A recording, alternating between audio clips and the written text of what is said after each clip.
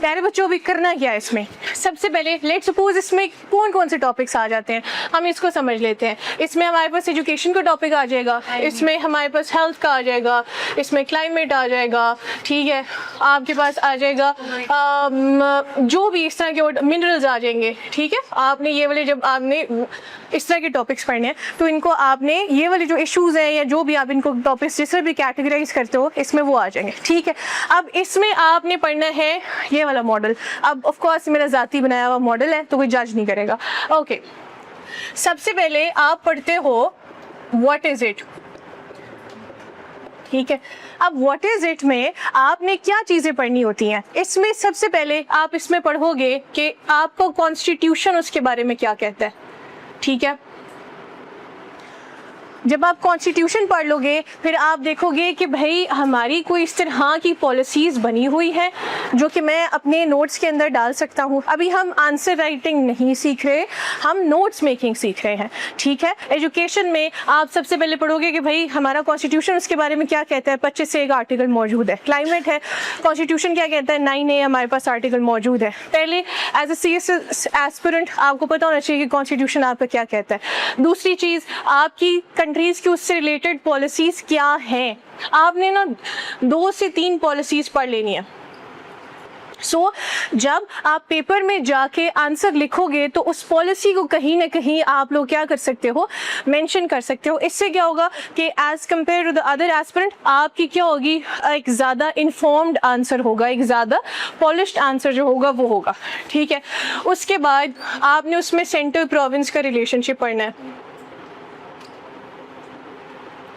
जिसमें आप क्या पढ़ लेते हो, जिसमें आपने ये पढ़ना है भाई 18th अमेंडमेंट के बाद ये किसका सब्जेक्ट था। आपके पास मिनरल्स हो गए, हेल्थ होगी, एजुकेशन होगी। 18th अमेंडमेंट के बाद ये किसका सब्जेक्ट था और इसकी क्या सिचुएशन है उसके बाद, ठीक है।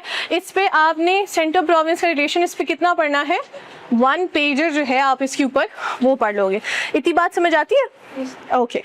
ये उसके अलावा आपने इसका बैकग्राउंड इस चीज़ के अंदर पढ़ना होता है। और बैकग्राउंड कितना, मैंने जो आप लोगों को बैकग्राउंड का एक ही थंब रूल है कि बैकग्राउंड कितना पता हो, सिर्फ एक पैराग्राफ पता हो। समझ आ गई। वैसे तो इसके अंदर बैकग्राउंड इनके इतने इंपॉर्टेंट वैसे भी नहीं है, समझ आती है आपको। लेकिन अगर आप लोगों ने लिखना है तो आप इसमें लिखोगे। और लेट्स सपोज आपके पास कोई इंपॉर्टेंट कोई इस तरह की टर्म है तो उसको आपने क्या कर देना है, डिफाइन भी इसी के अंदर कर देना है। इससे क्या होगा कि आपके नोट्स की बेस सेट हो जाएगी कि भाई मुझे पता है ये चीज़ क्या है, इससे रिलेटेड पॉलिसीज़ पाकिस्तान में क्या क्या है। इससे फॉर एग्जांपल आपको मिनरल्स पे सवाल आ जाता है जो कि बड़ा आजकल इम्पोर्टेंट है, ठीक है। तो आप में से कितनों को पता है कि मिनरल की मिनिस्ट्री कौन सी है, आप में से कितनों को पता है कि हमारी मिनरल पॉलिसी क्या है, कौन से साल में आई थी। तो जब आप लोग ये नोट्स बना लोगे तो क्या होगा, आप लोग इन्फॉर्म्ड हो जाओगे कि यार मुझे पॉलिसी पता है, मुझे ये पता है कि कॉन्स्टिट्यूशन का इससे क्या ताल्लुक है, ठीक है। अलग से कॉन्स्टिट्यूशन याद करने नहीं बैठना होता, जो टॉपिक तैयार कर रहे हो उस टॉपिक में ये चीज़ें आपने इस तरह से डिवाइड करनी होती हैं। इतनी बात समझ में आती है। अच्छा, उसके बाद नंबर 2 क्या है आपके पास, करंट सिचुएशन।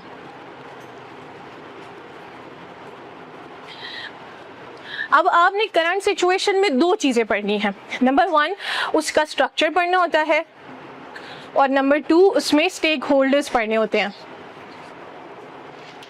अब ये देखो स्ट्रक्चर क्या है, स्ट्रक्चर की वही कहानी है। आप लेट्स सपोज, नहीं नजर आ रहा, अच्छा चलो देखो, आप लोग जो भी टॉपिक पढ़ोगे, ठीक है, मैंने आपको पहले बता दिया कि सीएसएस की डोमेन क्या होती है कि क्रिटिकली एनालाइज करो, उसकी परफॉर्मेंस को इवैल्यूएट करो, डिस्कस करो, ठीक है। अब कभी भी वो आपसे ये नहीं पूछता कि भाई इसका स्ट्रक्चर मुझे खोल के समझाओ, लेकिन आप किसी चीज़ को तभी समझ सकते हो जब आपने उसके बारे में उसको ऑन ग्राउंड देखा हो, ठीक है। अब इधर स्ट्रक्चर का क्या मतलब है, इधर स्ट्रक्चर का मतलब है कि जो आपकी ऑन ग्राउंड आउटलुक है उस चीज़ की, ठीक है। लेट्स सपोज आप एजुकेशन पढ़ रहे हो, ठीक है, आपको सवाल ये नहीं आएगा कि एजुकेशन का स्ट्रक्चर क्या है या क्या, आपको एनालिटिकल सवाल आएगा सीएसएस में, ठीक है, लेकिन एज एन एस्पिरेंट आपको ये तो पता हो कि वो दिखता कैसे है ऑन ग्राउंड, ठीक है।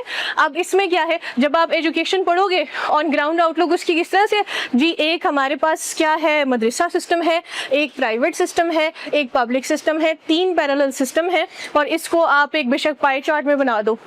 सिंपल।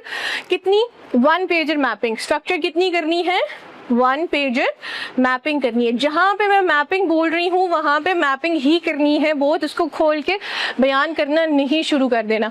इसमें साथ में आपने जो रेलेवेंट स्टैट्स हैं वो डाल देने। लेट्स सपोज हम मिनरल्स की बात कर लेते हैं, ठीक है। अब आप कहोगे कि भाई मैम ने तो कहा था कि ऑन ग्राउंड आउटलुक देखनी है, अब मिनरल्स की क्या ऑन ग्राउंड आउटलुक है, ठीक है, इसका तो कोई स्ट्रक्चर नहीं है। तो इसको अब ये आपने एक की याद रखनी है कि भाई मैम ने कहा था कि ऑन ग्राउंड वो चीज़ दिखती कैसे है वो देख लूँ मैं, ठीक है। तो इसमें आप लोग क्या देखोगे कि भाई ऊपर से एमराल्ड्स निकल रहे हैं, इधर से कोल निकल रहा है, यहाँ से सुई गैस निकल रही है बलूचिस्तान से, इधर से कॉपर निकल रही है। तो एक ओवरव्यू ले लो कि वो चीज़ पाकिस्तान में दिखती कैसे है। You get the idea.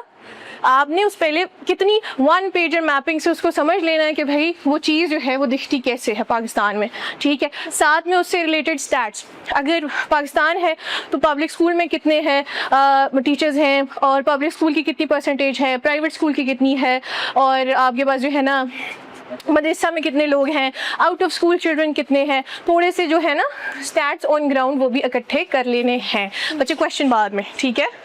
अच्छा पूछ लो। कोई पूछ रहा था कि मैपिंग करनी होगी तो फिर जैसे मिनरल का सवाल है पाकिस्तान का मैप पर क्या ब्लॉक एग्जैक्टली, हाँ हाँ, और इस एजुकेशन का तो नहीं। बिल्कुल बिल्कुल। Now this is how you learn the diagram, ठीक है। डायग्राम आप साथ साथ सीख रहे हो, ठीक है। हाँ जी मैडम, ये kind of like distribution facilities है जो हमारे इंस्टीट्यूट से लेके, हाँ ठीक है, समझ आ गई आपको। तो ज़्यादातर आपने इसको कैसे पढ़ना है, उसका स्ट्रक्चर जो है वो आप लोगों ने, हेल्थ है तो हेल्थ में आपको पता है कि कितनी टीयर आपके पास हेल्थ है, तहसील लेवल पे अलग है, डिस्ट्रिक्ट लेवल पे अलग है, THQ DHQ हॉस्पिटल, एक पूरा उसका पिरामिड बनता है हमारी हेल्थ का। तो आपने देखना है कि वो पाकिस्तान में दिखता कैसे है वो चीज़, समझ आ गई। लेट सपोज आप पढ़े हो जी NFC पढ़े हो, ठीक है। तो NFC में आपने क्या पढ़ना है कि NFC का स्ट्रक्चर क्या है, ठीक है, कितनी परसेंटेज किसको मिलती है, क्या है, तो आपने उसका स्ट्रक्चर ऑन ग्राउंड आउटलुक पढ़ लेनी है, समझ आ गई है। अच्छा, स्टेक होल्डर्स की क्या कहानी। स्टेक होल्डर्स वो हैं कि कोई भी आपके पास रेलेवेंट मिनिस्ट्री या उसका डिपार्टमेंट है, ठीक है। अब इसमें आपने क्या कर देना है, 1 लाइनर ओनली, कितना 1 लाइनर आपको बताना चाहिए, 1 to 2 लाइनर। अब ये आपको बताने का मकसद क्या है, ये आपको बताने का मकसद ये है कि जब आप एक बच्चा कॉमन एस्पिरेंट होगा वो लिखेगा कि government should do this, government should do that, ठीक है। अब यहाँ पे बैठा हुआ कोई बच्चा वो लिखेगा, जब वो देख लेगा कि यार इससे रिलेटेड मिनिस्ट्री ये वाली है, ठीक है, इससे रिलेटेड स्टेक होल्डर्स ये वाले, स्टेक होल्डर्स का क्या मतलब है, जो और भी इस सेक्टर में इन्वॉल्व होते हैं, ठीक है। मिनरल मिनिस्ट्री, कोई डिपार्टमेंट, कोई कुछ, वो क्या इन्वॉल्व है। तो जब आप अच्छा सजेशन दोगे ना तो उसमें आप ये नहीं कहोगे कि जी गवर्नमेंट को ये करना चाहिए, आप कहोगे कि फलानी मिनिस्ट्री को फलानी मिनिस्ट्री के साथ कोलैब करना चाहिए, समझ आ रही, कि इस मिनिस्ट्री को विमेन मिनिस्ट्री के साथ मिलकर ये करना चाहिए, समझ आ गई।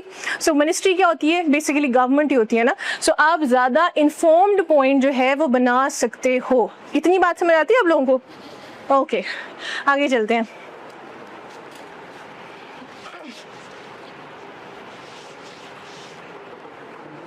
अच्छा जी, आगे क्या है हमारे पास, P नंबर 3 इज प्रॉब्लम्स, ठीक है। अब आपने क्या करना है, आपने कितनी प्रॉब्लम पढ़नी है, 10 से 12 प्रॉब्लम पढ़नी है। अगेन पाकिस्तान का कोई भी इशू है, कोई भी चीज़ है, उसके साथ प्रॉब्लम होगी, ठीक है। तो आपने क्या करनी है, और प्रॉब्लम हमेशा मल्टीफैसेटेड होती है, कोई एक प्रॉब्लम नहीं होती, बहुत से प्रॉब्लम्स का कंपाउंडिंग इफेक्ट होता है जो कि आपकी एक प्रॉपर इशू जो होता है वो क्रिएट कर रहा होता है। एजुकेशन ले लेते हैं, एक बच्चा कहता है कि जी फंड्स की प्रॉब्लम है, एक बच्चा कहता है जी घो स्कूल्स का मसला है, दूसरा कहता है जी इंफ्रास्ट्रक्चर की प्रॉब्लम है। ये क्या है, एजुकेशन की प्रॉब्लम्स हैं, ठीक है। और साथ में लाजमी क्या देना है, गुड, एविडेंस क्या है? सबूत। ठीक है, आप ये कह रहे हो कि भाई आउट ऑफ स्कूल चिल्ड्रन है, ठीक है, एक massive out of school children है, तो आप बता दो कि भाई आउट ऑफ स्कूल चिल्ड्रन कितने, एक मसला है, ठीक है। अब again out of school children एक कॉन्सिक्वेंस है, प्रॉब्लम नहीं है। ये बात आपको समझ आती है? तो कैटेगराइज प्रॉपरली कर लेना है कि प्रॉब्लम क्या है। प्रॉब्लम लैक ऑफ फंडिंग है, प्रॉब्लम आपके पास इंफ्रास्ट्रक्चर का ना होना है, प्रॉब्लम आपके पास करप्शन है, घोस्ट टीचर्स हैं, ठीक है, टेक्नोलॉजी का ना होना है, ये क्या है आपके पास? प्रॉब्लम्स हैं, ठीक है। लैक ऑफ फंडिंग है, तो भाई कितनी फंडिंग है, सबूत दो, ठीक है। इकोनॉमिक सर्वे के मुताबिक 0.8% हम जो है GDP को देते हैं एजुकेशन को, सही है। तो आपने कितनी प्रॉब्लम्स लिख लेनी है? 10 से 12, ठीक है। और फिर उसके बाद उन प्रॉब्लम के क्या कॉन्सिक्वेंसेज आ रहे हैं, वो कितने पढ़ने हैं? 10 से 12। अब ये देखो मैं आपको क्यों बार बार रिटरेट कर रही हूँ 10 से 12 के पॉइंट पे, अगेन क्योंकि जब आप आंसर लिखोगे ना तो उसमें कितनी हेडिंग्स डालनी है?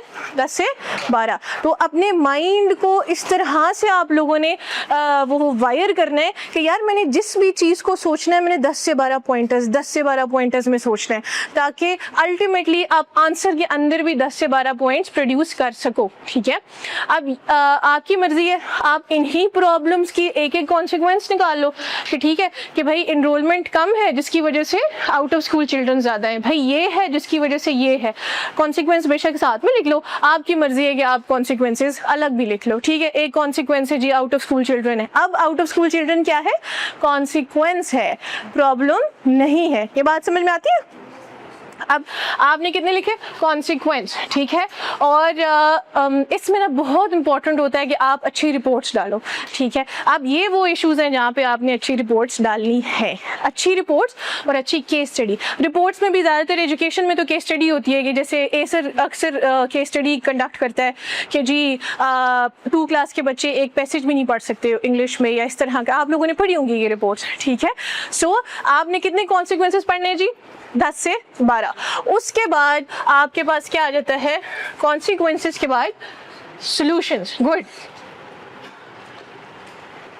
सॉल्यूशंस कितने पता हो? देखो आप ब्यूरोक्रेट बनने जा रहे हो ना, प्रॉब्लम पता हो ना हो, थोड़ी भी पता हो, ठीक है, लेकिन bureaucrat is always solution oriented, ठीक है।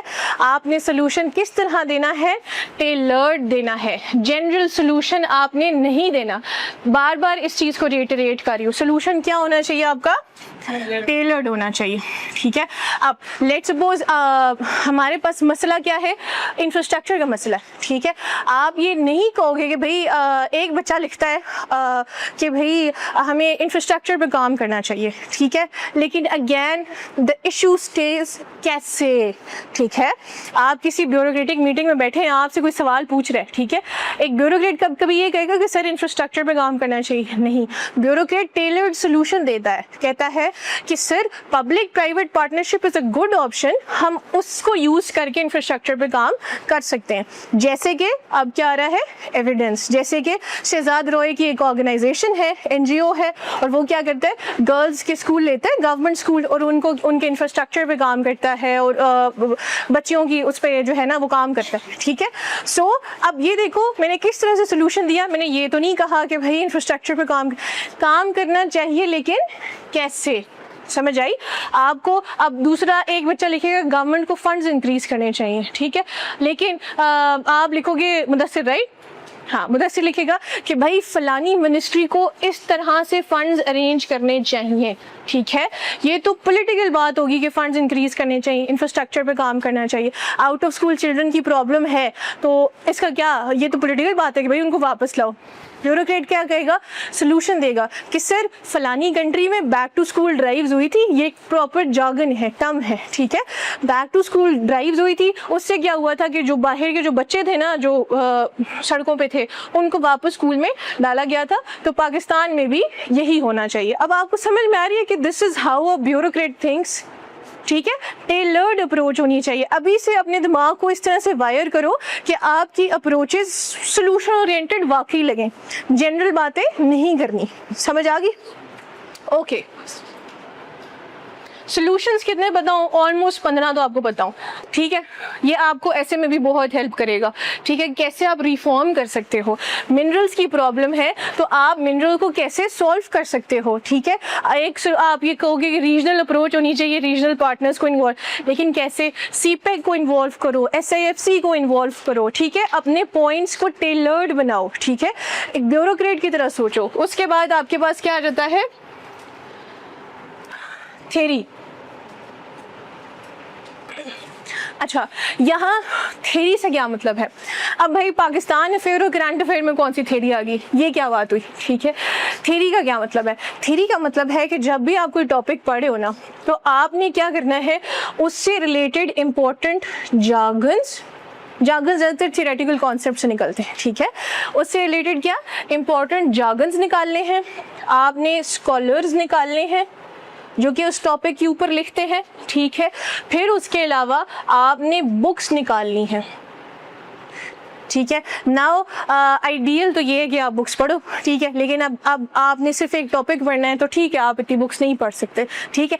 तो प्रैक्टिकल क्या है कि आप ढूंढो कि इस टॉपिक के ऊपर कौन से स्कॉलर हैं जो लिखते हैं, इस टॉपिक के ऊपर कौन से, जैसे कि एजुकेशन के ऊपर सबसे ज़्यादा मोहित यूसुफ लिखता है, ठीक है। तो आपके आंसर के अंदर कहीं मोहित यूसुफ का नाम आ जाए, ठीक है, तो वो आपका एक इंटेलेक्चुअल लेवल वैसे ही आपके जो है ना उसको बता देगा, जो चेकर होता है उसको, ठीक है। सो यहाँ पे आपने कोशिश करनी है कोई ना कोई थ्योरेटिकल मॉडल आपने लगा। पॉपुलेशन के बारे में लेट्स सपोज पढ़े हो, ठीक है, तो हम सबको पता है माल्थुसियन थ्योरी है, ठीक है, कि रिसोर्सेज इतने बढ़ते हैं, पॉपुलेशन इतनी बढ़ती है, वो वाली जो आपको कहानी पता है। ये आपको क्या दिखाता है कि आप कितना डिवर्सली सोच सकते हो, ठीक है। आप पॉपुलेशन को कोई सोशियोलॉजी से 1-2 बंदे उठा लो, ठीक है, लेकिन बहुत ज़्यादा नहीं करना। करंट अफेयर्स, पाकिस्तान अफेयर्स को पाकिस्तान अफेयर्स ही रहने देना। दिस इज जस्ट 1 या 2 या कोई बुक आपके पास पॉलिटिकल है तो आयशा जलाल की बुक कौन सी कहाँ पे मैं डाल सकती हूँ, मलिया लोधी की बुक कहाँ डाल सकती हूँ, फॉरेन अफेयर्स आ जाए तो मैं मलिया लोधी को कोट कर सकती हूँ क्योंकि वो एम्बेसडर है, इसी बात पे लिखती है। समझ आ रही है आप लोगों को? तो आप किसको कहाँ कोट कर सकते हो, आपने बुक्स निकाल लेनी है और साथ में ये देखना है कि भाई वो बुक किस बारे में है, वो इसको एड्रेस कर रही है जो मैं टॉपिक पढ़ा हूँ। कोई ऐसी थ्योरी है, कोई ऐसा डेवलपमेंटल मॉडल है 1-2 जो कि मैं लगा सकता हूँ, और यकीन मानो आपको बड़े अच्छे अच्छे मॉडल्स जो हैं वो मिल जाएंगे, ठीक है। डिपेंडेंसी कॉन्सेप्ट होते हैं, पता नहीं कौन कौन से कॉन्सेप्ट होते हैं, किसी वो कॉन्सेप्ट है क्या, है किसका, और वो बात क्या करता है, ठीक है। और इसको आप अप्लाई कैसे करोगे? जब आप आंसर में चले जाओगे ना, तो आंसर में आप कोई पहली दूसरी लाइन में उठ के as it is consistent with the concept of this and this, ठीक है, उस कॉन्सेप्ट को 2 लाइनों में लिखा और उसको फिर क्या किया, मर्ज कर दिया किसके साथ, अपनी कहानी के साथ, जो आपने आर्ग्यूमेंट लिखना है उसके साथ, ठीक है। तो यहाँ पे जब आप निकालोगे, कोई अच्छे जार्गन्स निकालने हैं, स्कॉलर्स निकालने हैं जो इस टॉपिक पे लिखते हैं, और आपके पास बुक्स निकालनी है। स्कॉलर्स निकालने का तरीका मैंने सबसे पहले आपको बताया था, न्यूज़पेपर, वो भी बहुत अच्छा तरीका है। अब नॉट एवरी रिसर्चर और एवरी स्कॉलर वो आपको क्या न्यूज़पेपर में लिखता है, जो इप्री थिंक टैंक्स में लिखते हैं वो न्यूज़पेपर में नहीं लिखते हमेशा, ठीक है। तो आपने स्कॉलर्स जो हैं वो निकाल लेने हैं।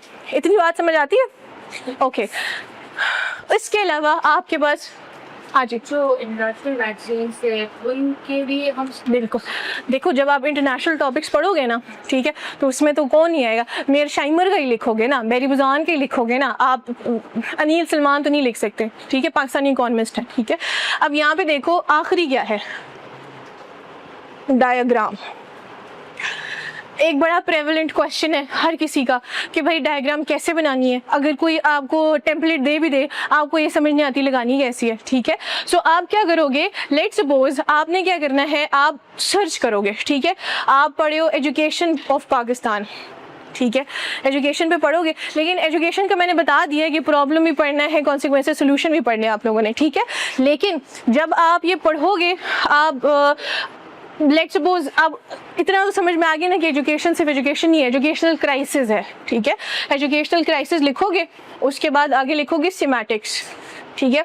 तो जब गूगल उसको खोलेगा, इमेजेस वाले सेक्शन में जाओगे, आपको कोई ना कोई डायग्राम मिल जाएगी, ठीक है। मैं यही किया करती थी, तो मैं आप लोगों को भी यही, अब मुझे एक डायग्राम मिली थी एनर्जी क्राइसिस के ऊपर, ठीक है, ड्यूरिंग माई स्टडी। तो वो इस तरह करके थी कि एनर्जी क्राइसिस होता है इतना, लेकिन उसका कंपाउंडिंग इफेक्ट इतना ज़्यादा हो जाता है।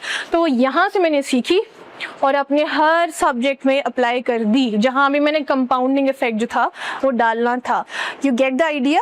तो डायग्राम किसी की कॉपी करने से बेहतर है, आप जब भी तैयार करो उसको तो आप क्या करोगे, आप डायग्राम उस टॉपिक की खुद देख लोगे, ठीक है। आप मुझे कैसे बता कि हमारी हेल्थ का स्ट्रक्चर इस तरह है, ठीक है, ठीक है, मैं हेल्थ में ये डायग्राम बना, मुझे कैसे बता कि हमारी एजुकेशन का स्ट्रक्चर इस तरह है, पाई चार्ट का है, ठीक है, क्योंकि मैंने देखा हुआ है ये सब, ठीक है। एक दफ़ा आंखों से गुजर जाए तो आपको किसी से पूछने की ज़रूरत नहीं पड़ेगी कि मैडम ये वाली डायग्राम आपने कैसे अप्लाई की हुई है, ठीक है, सर ये वाली डायग्राम का क्या मतलब है। अपनी डायग्राम्स खुद ढूंढनी है, आपको मिल जाएंगी, ठीक है। सो आपके पास इस तरह के जो भी टॉपिक्स आएंगे, आपने क्या करना है, इस मॉडल पे अगर आप अप्लाई कर दोगे तो इंशाल्लाह ऑलमोस्ट 90% जो आपकी जो चीज़ें होंगी ना, आपका सिलेबस जो है वो कवर हो जाएगा।